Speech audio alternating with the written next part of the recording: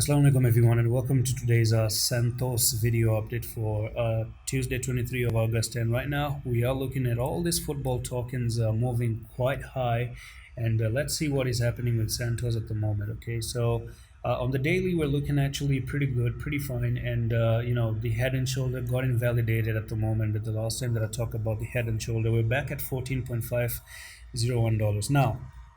This is a little bit overextended, and I don't like to actually buy something that is really overextended.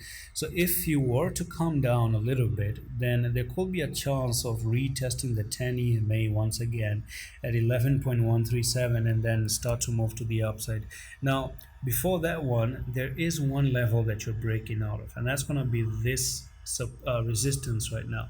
So there could be a retest on the daily time frame, so do keep this retest in mind. And you do come down, make a wick down to nearly $13.5, hold the retest, and then continue to move even way a little bit higher. So keep in mind, but one thing, you want to put a big stop loss down here on the daily time frame at $9.7. If it actually comes down to $9.7, then there are good chances that you're looking for Santos to actually make all the way to come to, first of all, to the 20 EMA and potentially lose the 20 and come to the 55, which is actually going to make it $6. And that's pretty much it for this update on Santos. Very quick one.